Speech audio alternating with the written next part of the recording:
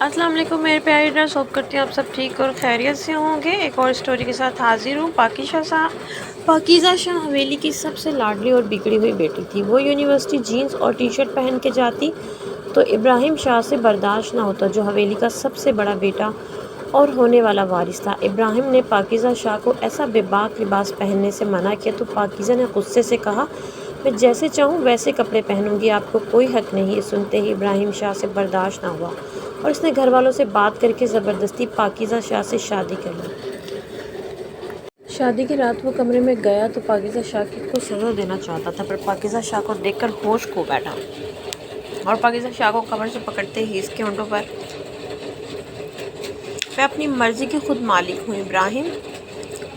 जब आपके किसी अमल में मैं दखल अंदाज़ी नहीं देती तो फिर आपको क्या हक़ पहुँचता है कि फिर आप मेरे अमल में दखल अंदाज़ी करें। मेरी मर्ज़ी, मैं जो भी पहनूं, जो कुछ करूं, आपको इससे कोई गर्ज नहीं होनी चाहिए। और मेरे कॉलेज के दोस्त हैं, मैं इनके साथ हंसूं, खेलूं, बात करूं या इनके साथ इनके फार्म हाउस पर जाऊं। आप अपनी हद में रहिए। पाकीज़ा शाह ने उंगली उठाकर ये अल्फाज इब्राहिम शाह को कहे थे। वो ये भी भूल चुकी थी कि वो किससे बात कर रही है। इब्राहिम शाह, जो अब तक संजीदगी से उसे समझा रहा था, इसकी उठी हुई उंगली इसकी अना पर कारी ज़र्ब साबित हुई थी। अगले ही पल इसने अपना हाथ पाकीज़ा शाह के हाथ की तरफ बढ़ाया था और इसकी इस उंगली को बड़ी बेदर्दी से मरोड़ दिया था। पाकीज़ा शाह तो बुरी तरह उछल पड़ी थी, दर्द से सिसकी थी, लेकिन इसका पूरा हाथ जकड़ कर इब्राहिम शाह उससे पलट चुका था। इसका पूरा बाजू मरोड़कर इसी गर्दन के पास आकर कह रहा था कि क्या कहा है तुमने, ज़रा फिर से कहना। शायद तुम भूल बैठी हो कि मैं कौन हूँ, तुम किससे बात कर रही हो। अब तक तुम अपनी राय सिर्फ इसलिए दी थी अब तक इतनी राय सिर्फ इसलिए दी थी क्योंकि तुम पूरे घर की लाडली थी। मैं नहीं चाहता था कि तुम्हारे साथ किसी भी तरह की ज़बरदस्ती करूं, लेकिन तुम्हारी हरकतें दिन ब दिन बिगड़ती जा रही हैं। तुम अपनी हदूद भूल रही हो और इब्राहिम शाह बिल्कुल नहीं चाहता कि इसके घर की लड़की इस तरह की हरकतें करे। दर्द के मारे पाकीज़ा की आंखों से आंसू आने लगे थे। वो अपना बाजू छुड़वाने की नाकाम कोशिश कर रही थी, लेकिन इब्राहिम शाह ने अपना दूसरा हाथ इसकी कमर पर रखकर उसे अपने साथ लगा लिया था। पाकीज़ा इब्राहिम से पूरी तरह जुड़ी हुई थी और वो ऐसे ही उसे पकड़कर दीवार से लगा चुका था। पाकीज़ा के तो होश उड़ने लगे, खौफ के मारे कांपने लगी, घबराते हुए कहने लगी कि आप क्या कर रहे हैं, छोड़ो मुझे, मैं बीजान को बताऊंगी। पाकीज़ा शाह के लब कपकपा रहे थे। वो कप कपाते हुए मुझे कह रही थी, मगर इब्राहिम अपना हाथ इसकी कमर से सरकाता हुआ इसकी गर्दन पर ले आया था। गर्दन से बाल हटाकर इसके बाजू को छोड़ा और कहने लगा कि कल रात तुम्हारी ज़िंदगी बदतरीन रात होगी। अपनी हर बेइज्जती का बदला लूँगा और डंके की चोट पर लूँगा। पाकीज़ा शाह बिन पानी की मछली की तरह इब्राहिम शाह के चुंगल में कांप रही थी, तड़प रही थी। कहने लगी, आप मेरे साथ कुछ नहीं कर सकते, बिला वजह मुझ पर हक नहीं जताया करें। मैं बताती हूँ सरमत को, अभी कॉल करके बताऊँगी और फिर देखिएगा आपका हशर क्या होता है। कुछ भी नहीं है आप मेरी नज़रों में, समझे। आपका एहतराम सिर्फ़ और सिर्फ मैं ताया जान और बीजान की वजह से करती हूँ, वरना आप तो हमारे शाह ख़ानदान के वारिस कहलाने के लायक भी नहीं हैं। आपको तो किसी इससे ज़्यादा पाकीज़ा कुछ बोलती अगले ही पल गुस्से से बड़ा हुआ इब्राहिम शाह गर्दन से दबोच कर पाकीज़ा को अपनी तरफ मोड़ चुका था। ज़ोरदार थप्पड़ इसकी गाल इसके मुंह पर मार गया और फिर बड़ी सख्ती से अपने लब इसकी गर्दन पर गाड़ चुका था। लब दर्द के मारे से सिसकती हुई पाकीज़ा शाह दोनों हाथों से इब्राहिम को कुछ दूर करने की नाकाम कोशिश कर रही थी, लेकिन वो अपना लम्स पाकीज़ा की गर्दन पर छोड़ चुका था। बिल्कुल सामने वाज़ह निशानात थे जो पाकीज़ा की गर्दन पर किसी तमगे की तरह जगमगा रहे थे। गुस्से से शोला उगलती नज़रों से इब्राहिम शाह देख कर कहने लगा, ज़िंदगी में पहली और आखिरी मरतबा तुमने गैर लड़के का नाम अपने होने वाले शौहर के सामने लिया है। बहुत शौक़ है ना सरमत से मिलने का, तो आज मैं खुद जाऊँगा सरमत के पास, तुम्हें लेकर देखता हूँ वो कैसे तुम्हें अपनाता है। मैं भी देखता हूँ कि اس مرد میں اتنی غیرت ہے کہ وہ کسی اور مرد کی چھوئی ہوئی عورت کو اپنا بنانے کے لیے تیار ہو جائے؟ پاکیزہ شاہ کو تو کچھ سمجھ نہیں پا رہی تھی آخر ابراہیم کرنے کیا والا ہے۔ پہلے اس کی گردن پر وہ نشان چھوڑ چکا تھا اور پھر اگلے ہی پل جو حرکت ابراہیم نے پاکیزہ کے ساتھ کی تو چیخیں بلند ہوئی تھیں، کیونکہ ابراہیم اس کی شرٹ میں آج اتوار تھا۔ شاہ حویلی میں معمول کے مطابق صبح ناشتے کی ٹیبل پر گہما گہمی تھی۔ بڑی بھی سامنے اپنی مخصوص نشست پر بیٹھی تھی اور ان کے سامنے ان کے دونوں بیٹے اور بہو برجمان تھے۔ پھر میز کے دوسرے کونے پر یعنی ان کے مقابل ان کا اکلوتا پوتا ابراہیم شاہ بیٹھا تھا۔ صرف ایک ہی کرسی خالی تھی اور وہ پاکیزہ کی تھی، ہمیشہ کی طرح وہ آج بھی لیٹ تھی۔ بڑی بی نے سر جھٹک کر کہا، یہ پاکیزہ کدھر ہے؟ کالج سے بھی چھٹی ہے، پھر ابھی تک ناشتہ کرنے کے لیے کیوں نہیں آئی؟ ایک اتوار ہی تو ہوتا ہے جب سبھی مل کر بیٹھتے ہیں، کیا اس کے پاس اتنا وقت بھی نہیں کہ وہ اپنے بڑوں کے ساتھ بیٹھ کر ناشتہ ہی کر سکے؟ ماتھے پر گھوری ڈال کر بڑی بی جب یہ بولی تو ان کا چھوٹا بیٹا جو ان کے سامنے بیٹھا تھا گلا کھنگار کر اپنی بیوی کو دیکھنے لگا، جو اپنے ماتھے پر بل ڈال کر بریڈ پر جیم لگانے میں مصروف تھی۔ اس سے پہلے کہ کچھ کڑوا اس کے منہ سے نکلتا اگلے ہی پل ابراہیم شاہ اٹھا تھا، کہنے لگا کہ بڑی بی اب فکر مت کیجیے، میں ابھی اسے لے کر آتا ہوں۔ دونوں آپس میں چچا اور تایا زاد کزن تھے، بچپن سے ہی ایک گھر میں پلے بڑے تھے، اس لیے جو بلانا اور روک جمانا ان کے ہاں عام سی بات تھی۔ ابراہیم شاہ اپنی نشست سے اٹھا اور سیدھا سیڑھیاں چڑھ کر اس کمرے کی طرف جانے لگا جہاں پر پاکیزہ شاہ کا راج تھا۔ دوسری جانب پاکیزہ ابھی نہا کر اپنے گھنے لمبے بالوں کو ٹاول میں لپیٹ کر آ کر ڈریسنگ ٹیبل کے سامنے کھڑی ہوئی تھی۔ باتھ روم میں کپڑے لے جانے کی زحمت وہ کبھی نہیں کرتی تھی، بلکہ ٹاول لپیٹ کر ہی کمرے میں آ جاتی اور پھر ڈریس چینج کیا کرتی تھی۔ آج بھی اس نے ایسا ہی کیا تھا، مگر افسوس تو یہ تھا کہ وہ اپنے کمرے کا دروازہ بند کرنا بھول چکی تھی۔ اپنے ہی دھیان میں گنگناتی ہوئی وہ اپنے بالوں کو تولیے سے پونچھتی ہوئی ڈریسنگ ٹیبل کے سامنے آ کر کھڑی ہو گئی۔ سفید دودھیا رنگت تھی گلابی ہونٹوں کو وہ دانتوں سے کاٹ کر دھیمے سے مسکرائی تھی۔ جیسے ہی اس نے ٹاول کھول کر ایک نظر اپنے وجود کو دیکھنا چاہا، اگلے ہی پل دھڑلے سے دروازہ کھلا تھا۔ آئینے میں جیسے ہی پاکیزہ کو ابراہیم شاہ کھڑا دکھائی دیا تو وہ کانپ اٹھی تھی، چلا کر فوراً ٹاول کو اپنے گرد لپیٹ لیا اور بھاگ کر پردے کے پیچھے چھپ گئی۔ ابراہیم شاہ جس انداز سے آئینے میں اسے دیکھ چکا تھا، چہرے پر ایک دل فریب سی مسکراہٹ آئی تھی۔ پاکیزہ شاہ گھبرا کر کہنے لگی، کیا طریقہ ہے؟ کیا آپ کو تمیز نہیں کہ لڑکیوں کے کمرے میں دروازہ کھٹکھٹا کر جانا چاہیے؟ لیکن ابراہیم شاہ مسکراتا ہوا اندر ہی اندر مسکرایا تھا۔ قدم بقدم چلتا ہوا پردے کے قریب آنے لگا۔ اسے پاکیزہ کو تنگ کر کے خوشی محسوس ہو رہی تھی، جبکہ پاکیزہ کی تو حالت گیر ہونے لگی تھی۔ کہنے لگی، آپ کو شرم نہیں آتی؟ جائیں یہاں سے، لیکن ہنس کر۔ ابراہیم کہنے لگا، کیوں جاؤں گی؟ جان نے کہا ہے کہ تمہیں نیچے ناشتے کے لیے لے کر آؤں۔ میں تو اب تبھی جاؤں گا جب تم میرے ساتھ جاؤ گی۔ پاکیزہ کی تو آنکھیں حیرت سے پھیلی تھیں۔ پورا وجود پردے میں ڈھکا ہوا تھا، صرف چہرہ ہی تھا جو وہ بلی کی طرح پردے سے نکال کر دیکھ رہی تھی۔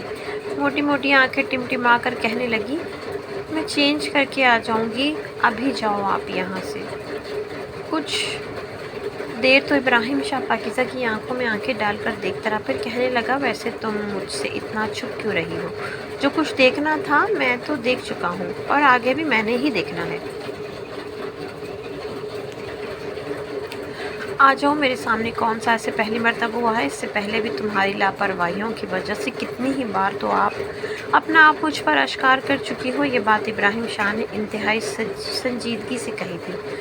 گھر کا ہونے والا وارث وہی تھا، ہر ایک چیز پر اس کی نظر ہوا کرتی تھی۔ پاکیزہ کی نادانیوں سے وہ بخوبی واقف تھا۔ کتنی مرتبہ وہ اسے ایسی حالت میں دیکھ چکا تھا کہ اگر کوئی اور دیکھ لیتا تو اس کی آنکھیں ہی نکال دیتا۔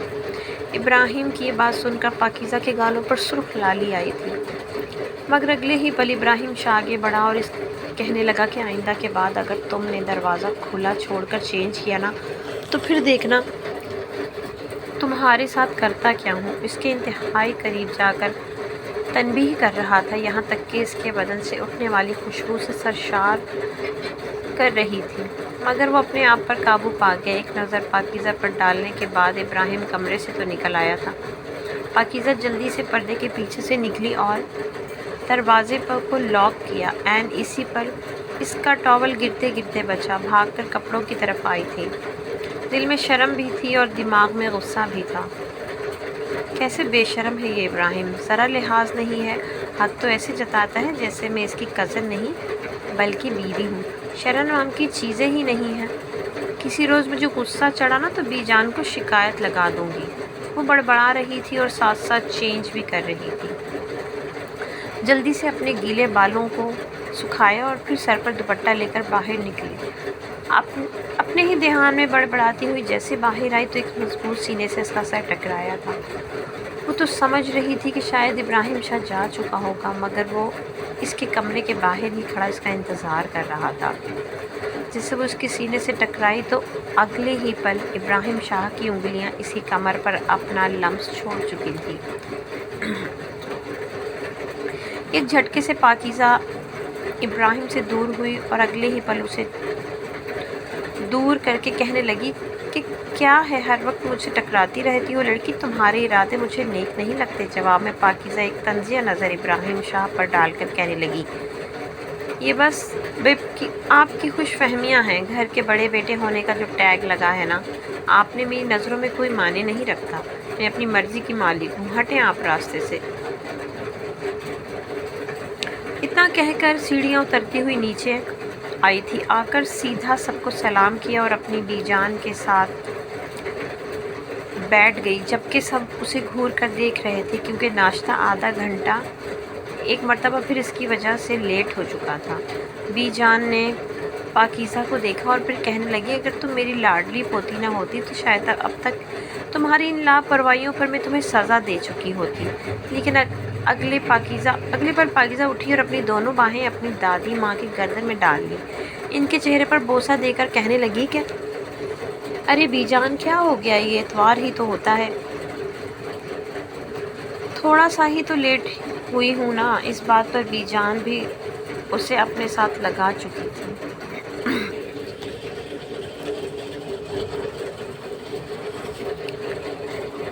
कहने लगी कि हमारी हवेली के कुछ रीत और रिवाज हैं, कानून है जिसकी पासदारी करना तुम पर भी लाजिम है। तुम अब बच्ची नहीं रही, खैर से 19 साल की हो गई हो, अगले साल तक तुम्हारी शादी भी कर देंगे। इब्राहिम शाह को देखो कितने समझदार हैं, सिर्फ 2 साल ही तुमसे बड़े हैं, मगर जानते हैं कि इस हवेली के होने वाले वारिस और लाडले बेटे हैं, पढ़ाई भी कर रहे हैं और साथ जिम्मेदारियां भी उठा रहे हैं।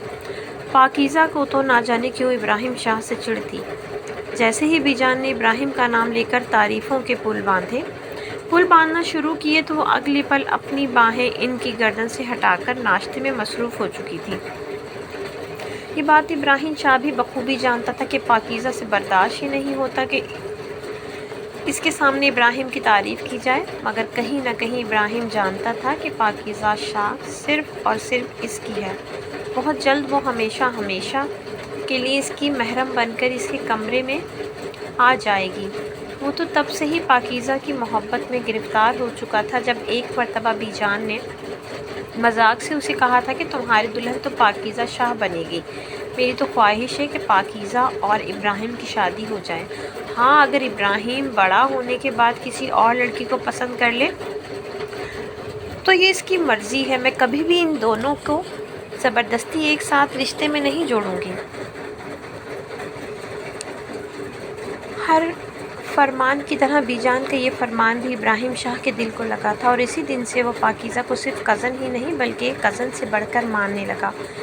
नाश्ते से फारिग होने के बाद कुछ देर सब लाउंज में बैठे और फिर बीजान के दोनों बेटे ज़मीनों को देखने के लिए निकल गए। पाकीज़ा भी ज़िद करके बैठी थी कि आज मुझे छुट्टी है, घर में रहकर क्या करूँगी, मुझे भी अपने साथ खेतों में ले जाएं। अगले ही पल बीजान ने उसे घूर कर देखा था। कहने लगी, ओ हो लड़की, दिमाग ठीक है तुम्हारा, तुम छोटी सी नहीं हो, इतनी बड़ी हो, खेतों में तुम मज़दूर भी होते हैं, काम काज वाले हैं, अब इनके सामने तुम क्या करोगी? क्या इटकलियाँ करती फिरोगी। इब्राहिम शाह ने जब उसे उदास देखा तो अगले पल कहने लगा कि कोई बात नहीं बीजान, मैं उसे ले जाता हूँ, चलो आ जाओ। पाकीज़ा तैयार हो जाओ, हम दोनों हम खेतों में चलते हैं। अगले ही पल बीजान भी कहने लगी, अच्छा अच्छा, अगर तुम भी साथ जा रहे हो तो ठीक है, मैं तुम्हारी निगरानी में इससे भेज देती हूँ, लेकिन ख़बरदार उसे इधर उधर जाने मत देना। पाकीज़ा तो अपनी बीजान की इस रवैये पर खिल उठी थी। कहने लगी कि हाँ हाँ, जो बात मैं कर रही थी मुझसे मिन्नतें तरले करवा रहे थे, और वही बात जब इब्राहिम शाह ने की तो आप फ़ौरन मान गई। यही है आपका पोता, मैं तो लड़की हूँ ना, इसलिए किसी खाते में नहीं आती। और एक मर्तबा फिर शुरू हो चुकी थी। और इब्राहिम शाह इस बात पर आगे बढ़ा और बाजू से पकड़कर खींचते हुए पाकीज़ा को घर से बाहर ले जाने लगा। कहने लगा, चुपचाप चल रही हो या मैं फिर अपना मूड बदल लूँ। पाकीज़ा ने खामोशी में ही बेहतरी जानी। कुछ देर बाद वो खेतों में थे। सारा दिन खेतों में घूमते फिरते हुए गुजरा था। इब्राहिम शाह साए की तरह पाकीज़ा के आसपास रहा था। अब तक पाकीज़ा शाह ड्राइवर के साथ ही कॉलेज आया करती थी। आज तक ना ही पाकीज़ा के बाप और ताया की ऐसी ज़रूरत महसूस हुई और ना ही इब्राहिम शाह को कि वो ख़ुद पाकीज़ा को कॉलेज छोड़ने जाएं, जो इस पर नज़र रखें, क्योंकि सभी इस पर बेहद एतबार करते थे। इस रात जब इब्राहिम शाह सारा दिन पाकीज़ा के साथ गुजारने के बाद उसे घर तक लाया तो अगले ही पल कहने लगा कि कल सुबह तैयार रहना, तो मैं कॉलेज छोड़ने में खुद जाऊंगा। शहर में मुझे कुछ काम भी है और साथ तुम्हें भी ड्रॉप कर दूंगा। और पाकीज़ा के चेहरे की तो हवाइयाँ उड़ी थी।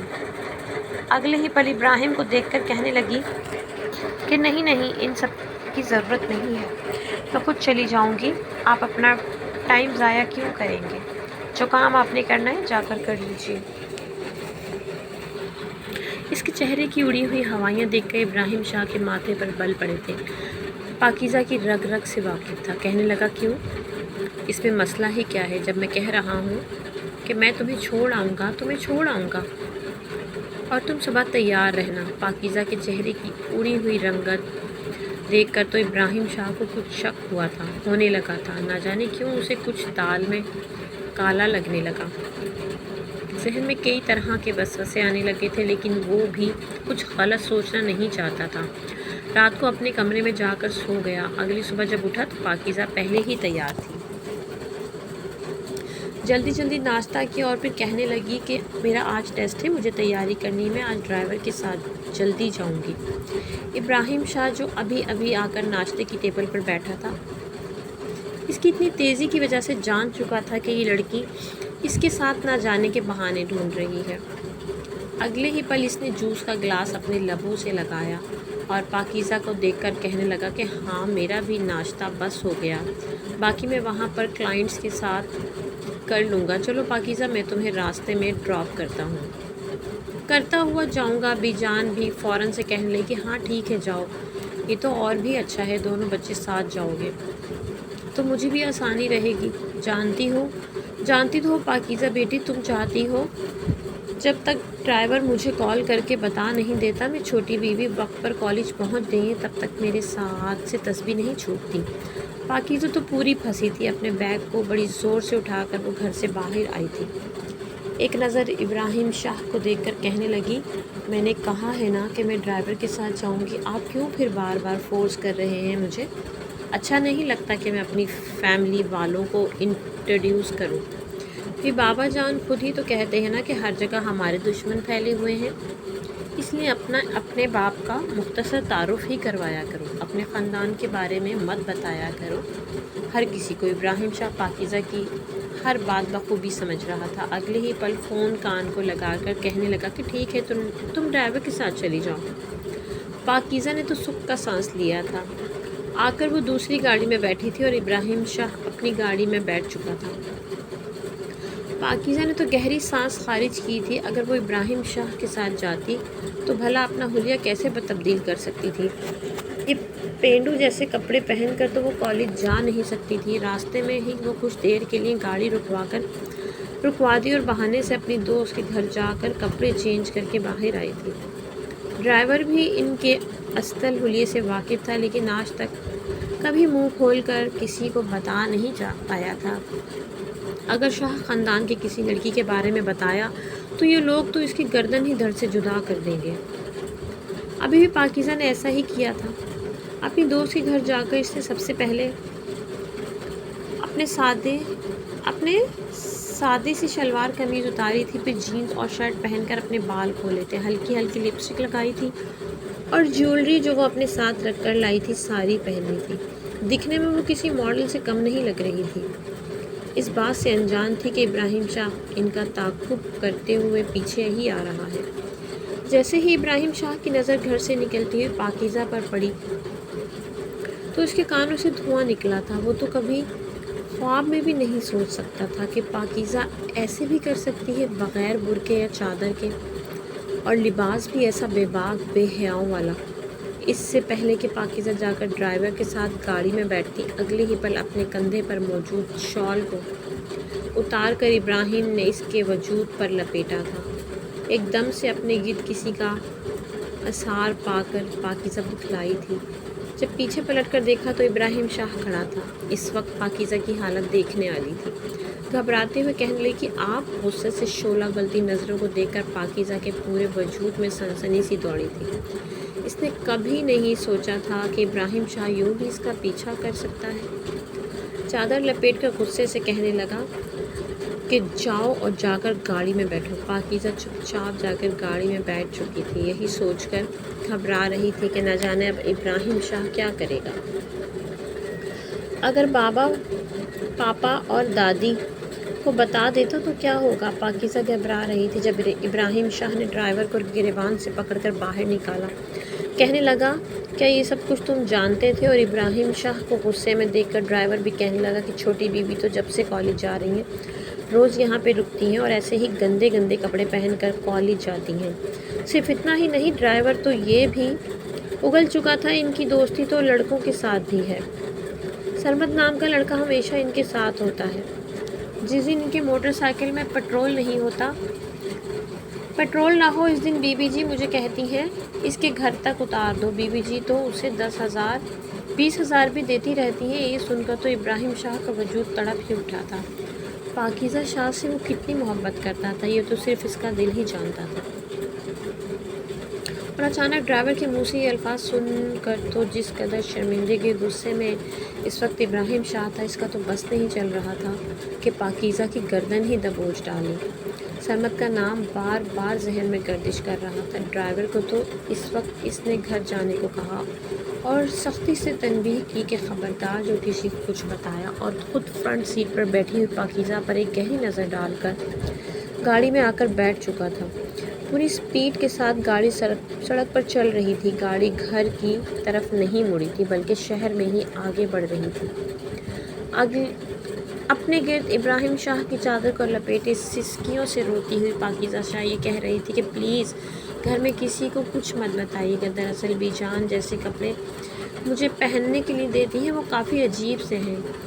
جہاں شہر میں کوئی بھی ویسے کپڑے نہیں پہنتا، مجھے اپنی بے عزتی محسوس ہوتی ہے، اس لیے میں شہر میں آنے کے بعد ان جیسا ماحول رکھ لیتی ہوں۔ لیکن قسم اٹھا کر کہتی ہوں کسی کو نہیں پتا کہ میں آپ کی کزن ہوں یا میرے ماں باپ کا نام کیا ہے۔ یہاں پر ہر کوئی اپنی شخصیت سے پہچانا جاتا ہے۔ مسلسل پاکیزہ دلیلوں پر دلیلیں دے رہی تھی، مگر ابراہیم شاہ اس کی ہر دلیل پر گاڑی کی سپیڈ پہلے سے بھی زیادہ تیز کر رہا تھا۔ پاکیزہ کو ڈر لگنے لگا تھا، بار بار یہ کہہ رہی تھی کہ گاڑی روکو، مجھے ڈر لگ رہا ہے، اتنی سپیڈ سے کیوں چلا رہے ہیں؟ اگر ایکسیڈنٹ ہو گیا تو؟ جواب میں ابراہیم شاہ چلا کر بولا تھا ایکسیڈنٹ ہو گیا تو کیا ہوگا؟ مر جاؤں گا میں اور تم بھی ساتھ ہی مرو گے۔ بہتر ہے نا کہ مر جاؤں گا، دعا کرو کہ مر ہی جاؤں، ورنہ جس قدر مجھے غصہ آیا ہوا ہے آج تم میرے ہاتھوں نہیں بچنے والی۔ پاکیزہ تو سہم چکی تھی، آج سے پہلے اس نے ابراہیم شاہ کو اس قدر غصے میں نہیں دیکھا تھا۔ کچھ دیر بعد گاڑی ایک فارم ہاؤس میں آ کر رکی تھی۔ پاکیزہ گھبراتے ہوئے کہنے لگی ابراہیم آپ مجھے یہاں پر کیوں لے آئے ہیں؟ مجھے گھر کیوں نہیں لے کر گئے؟ مگر ابراہیم اس کا بازو پکڑ کر اندر لایا تھا، کہنے لگا مجھے اپنے دل کا بار نکالنا ہے۔ جو کچھ تم نے کیا ہے کیا وہ کوئی عام بات ہے؟ گھر والوں کے سامنے اگر میں یہ سب کچھ کہوں تو کیا گزرے گی ان پر؟ ان کے سامنے میں تمہیں کچھ نہیں کہہ سکتا، لیکن مجھے تمہیں سبق تو سکھانا ہے اور لازمی سکھانا ہے۔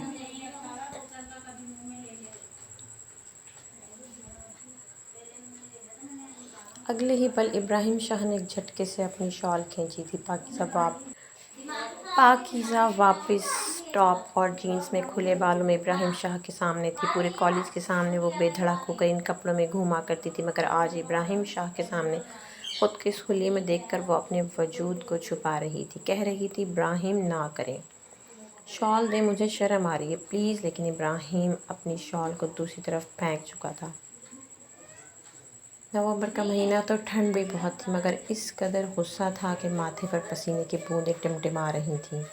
سب سے پہلا سوال ابراہیم شاہ نے یہ کیا تھا کہ سرمد کون ہے؟ کون ہے سرمد؟ یہ سرمد ہوتا کون ہے؟ تمہارے ساتھ گھومنے والا، تمہیں چھونے والا، تمہارے ساتھ وقت گزارنے والا؟ یہ 2 ٹکے کا سرمد ہے کون جو میری برابری کر رہا ہے؟ ابراہیم شاہ کی برابری؟ اتنا کہہ کر ابراہیم شاہ آگے بڑھا تھا۔ پاکیزہ گھبرائی ہوئی تھی، کہنے لگی کہ وہ بس میرا دوست ہے، تھوڑا مڈل کلاس ہے، اس لیے میں کبھی کبھار اس کی مدد کر دیتی تھی، اس کے ساتھ وقت گزار لیتی تھی۔ میں اس کے بارے میں بہت جلد اپنے ماں باپ کو بتانے والی تھی، کیونکہ میں اسے پسند بھی کرتی ہوں۔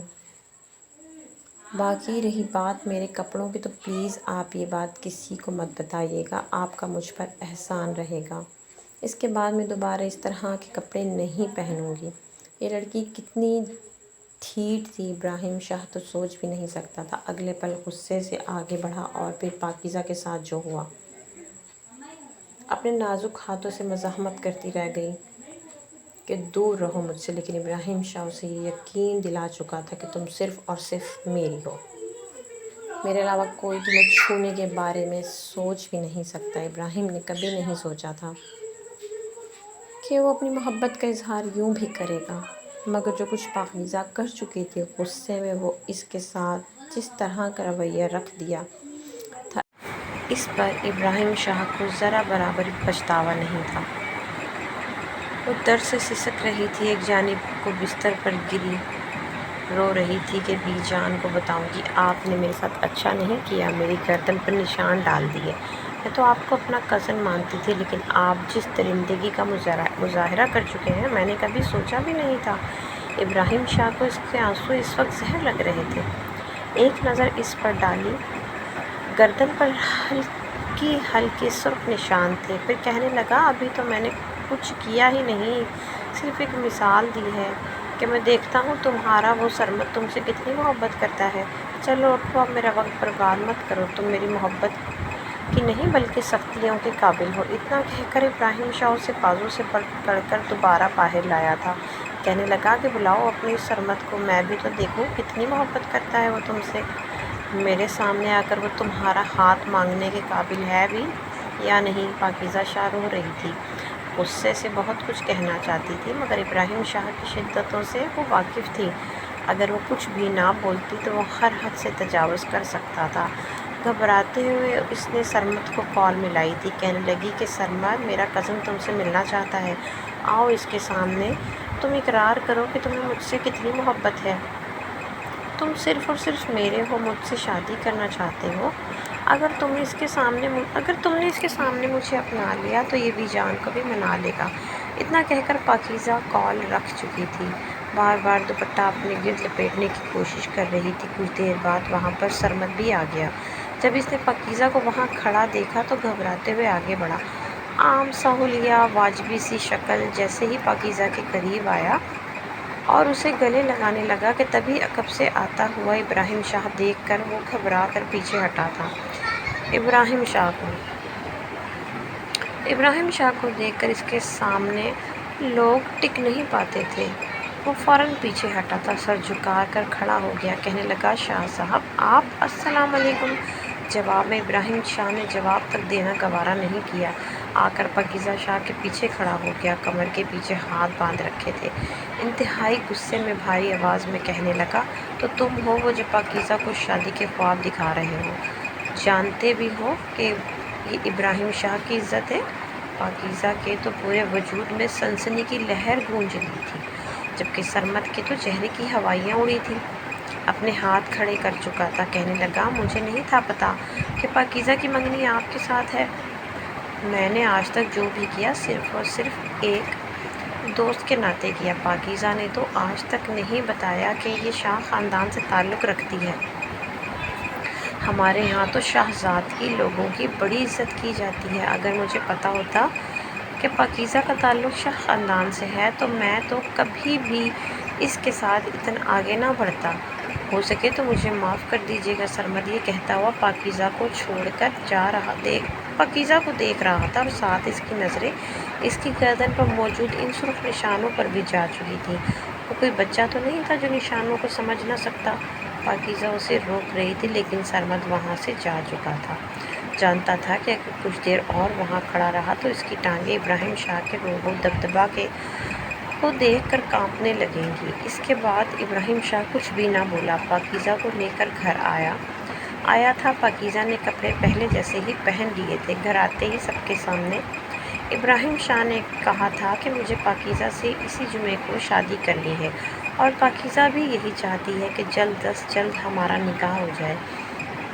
بی جان کی تو خوشی کی انتہا نہیں رہی تھی۔ اب تک وہ سب کتنی ہی مرتبہ وہ ابراہیم شاہ کو کہہ چکی تھی کہ پاکیزہ سے شادی کر لو، گھر کے بچے ہو، میں بھی دونوں کی خوشیاں دیکھ لوں۔ کون سا پورے گھر کی خاندان کی ذمہ داریاں پاکیزہ پر آ جائے گی، بلکہ اپنی پڑھائی تو وہ شادی کے بعد بھی جاری رکھ سکتی ہے۔ مگر ابراہیم شاہ ہمیشہ سے یہ بولا تھا کہ بی جان، جب تک پاکیزہ کا بچپنا ختم نہیں ہو جاتا اور وہ میرے لیے نرم دل نہیں ہو جاتی تب تک میں اس سے زبردستی نہیں کر سکتا۔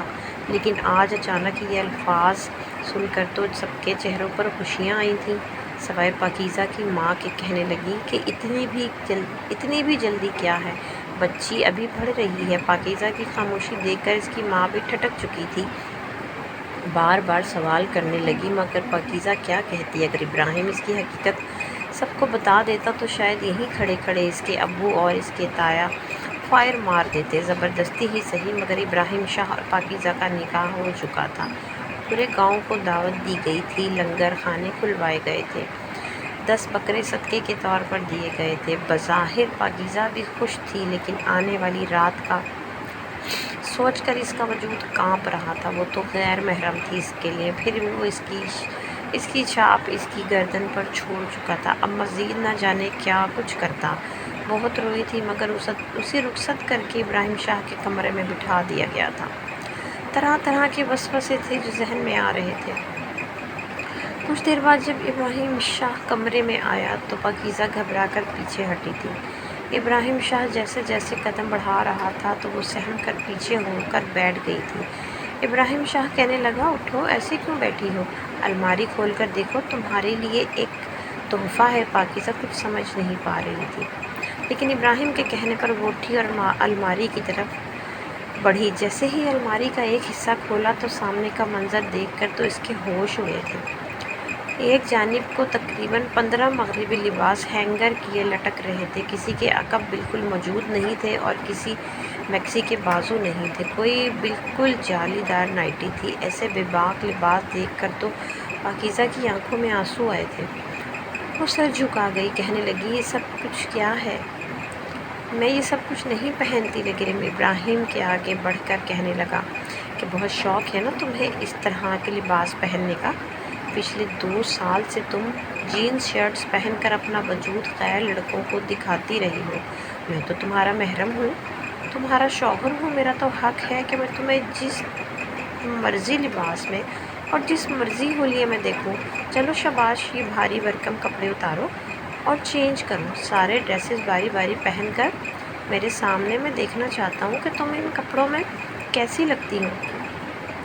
یہ بھی تو دیکھوں گا کہ جب تم ان کپڑوں میں چلتی تھی تو لوگ تمہیں کن کن نظروں سے دیکھتے تھے، کس طرح تم پر انگلیاں اٹھاتے تھے اور اپنی رالیں ٹپکاتے تھے۔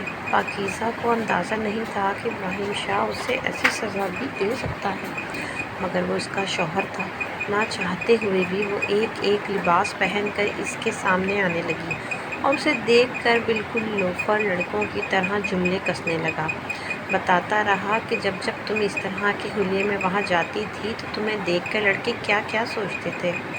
کن نظروں سے دیکھتے تھے، ان کی نظریں تمہارے وجود کے کس حصے پر گردش کرتی تھیں، جس پر ابراہیم شاہ نے جالی دار لباس پاکیزہ کو پہننے کو کہا۔ اس کی بس ہو چکی تھی، وہ روتے ہوئے جا کر ابراہیم شاہ کے قدموں میں گرتی کہ مجھے معاف کر دیں، میں نے بہت بڑی غلطی کی ہے، مجھے احساس ہو چکا ہے اپنے گھر کی بنائی گئی حدود پار کر کے بہت بڑی غلطی کر دی، میں وعدہ کرتی ہوں میں دوبارہ ایسا نہیں کروں گی۔ بس اپنی سہیلیوں کو لڑکوں کے ساتھ باتیں کرتے دیکھتی تھی تو تبھی میں نے سرمد کے ساتھ رابطہ رکھا۔ یقین مانیے یہ ایک شریف لڑکا تھا، کبھی اس نے اپنی حد پار نہیں کی تھی، مجھے چھونے تک کی کوشش نہیں کی تھی۔ ہاں بس میرے ماضی کو بار بار میرے سامنے مت لائیے گا ورنہ میں مر جاؤں گی، مجھے معاف کر دیں، مجھے اتنی سختیوں کی عادت نہیں ہے، مجھے تو آپ بھی جانتے ہیں، میں صرف بی جان اور اپنے ماں باپ کی ہی نہیں بلکہ آپ کی بھی لاڈلی تھی۔ پاکیزہ اس طرح کے الفاظ استعمال کرتے کہ خود بھی رو رہی تھی اور کہیں نہ کہیں ابراہیم شاہ کو بھی موم کر رہی تھی۔ اگلے ہی پل ابراہیم شاہ نے سر جھکایا تھا، ہاتھ آگے بڑھا کر ایک جھٹکے سے اسے اوپر بٹھایا، کہنے لگا کہ تم نے جو کیا وہ میرے لیے بھولنا آسان نہیں ہے، میری رگوں میں بھی شاہ خاندان کا خون دوڑ رہا ہے، جاؤ جا کر عام لباس پہن کر آؤ، کبھی بھی باہر کی رونقیں دیکھ کر اپنا آپ مت بدلو، تم نے روز محشر خدا کو بھی جواب دینا ہے، میں نہیں چاہتا کہ اپنی بیوی کو جہنم واصل ہوتا دیکھوں، سمجھی یہ بات؟ اس قدر دھیمے لہجے انداز میں کہی تھی جبکہ پاکیزہ کی آنکھوں میں موٹے موٹے آنسو تھے۔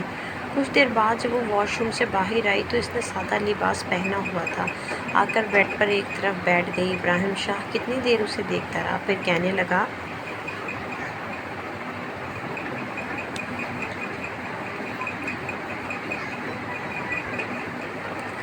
کہ اب کیا ایسے بیٹھی ہی رہو گی؟ آج ہماری سہاگ رات ہے اور میں اسے پوری طریقے سے منانا چاہتا ہوں، یہاں آؤ میرے پاس۔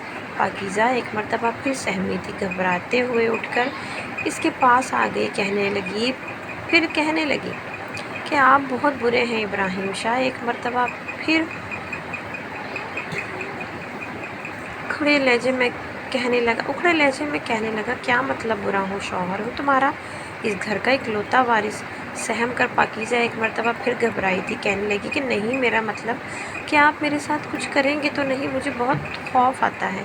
اتنا کہہ کر اس نے اپنی گردن کی طرف ہاتھ کیے تھے جہاں پر ابھی بھی اسے ہلکا ہلکا درد محسوس ہو رہا تھا۔ ابراہیم شاہ کو اس پر بے پناہ پیار آیا تھا۔ اگلے پل اس نے اپنا ہاتھ بڑھا کر پاکیزہ کی گردن پر رکھا اور سلانے لگا، نرم لمس پا کر پورے وجود میں کرنٹ سا دوڑا تھا۔ نہ چاہتے ہوئے بھی وہ اپنا آپ ابراہیم شاہ کو سونپ چکی تھی۔ وہ رات ان کی زندگی کی خوبصورت رات تھی۔ رات تک پاکیزہ جو سمجھ رہی تھی اسے غصے سے بھرے ہوئے ابراہیم شاہ کی سختیاں جھیلنا پڑیں گی، صبح تک تو مری ہی ملے گی، مگر ایسا کچھ نہیں ہوا تھا۔ جس قدر پیار اور نرمی سے اس رشتے کا آغاز ابراہیم شاہ نے کیا تھا، پاکیزہ تو اس کی دیوانی سی ہو چکی تھی۔ اگلی صبح وہ ابراہیم کے حصار میں تھی، اس کے سینے پر سر رکھے وہ پرسکون سو رہی تھی۔ محبت کیا ہوتی ہے شاید اس سے ابھی پاکیزہ انجان تھی، مگر ابراہیم شاہ کے ساتھ بہت جلد وہ ہر جذبے سے آشکار ہونے والی تھی۔ اگلی صبح وہ دونوں ایک ساتھ کھانے کے ٹیبل پر آ کر بیٹھے تھے، نکھری رنگت اور سوجی ہوئی آنکھیں۔ بی جان نے مذاق سے ایک نظر اپنے پوتے اور پوتی کو دیکھا تھا، پھر اپنی پوتی کے کان کے قریب سرگوشی کر رہی تھی، کہنے لگی لگتا ہے کل رات میری پوتی کی نیند پوری نہیں ہو سکی۔ کیوں؟ ابراہیم نے زیادہ تنگ تو نہیں کیا؟ بتاؤ مجھے، میں بھی اسے سیدھا کرتی ہوں۔ اگلے ہی پل پاکیزہ سر جھکا چکی تھی، شرم کے مارے حالت ایسی تھی کہ بس ابھی زمین کھلے اور اس میں دھنس جائے، جبکہ ابراہیم اگلے ہی پل سر جھٹک کر دوسری جانب دیکھنے لگا جیسے اس نے کچھ سنا ہی نہ ہو۔ ابراہیم شاہ کی اتنی سختی ہی کافی تھی، دوبارہ کبھی بھی پاکیزہ نے اس کے قوانین کی خلاف ورزی نہیں کی، کیونکہ وہ صرف ابراہیم شاہ کے پیار سے نہیں بلکہ غصے سے بھی واقف ہو چکی تھی۔ تو میرے پیارے ریڈر، اسٹوری اچھی لگی تو لائک کمنٹ شیئر ضرور کیجیے گا۔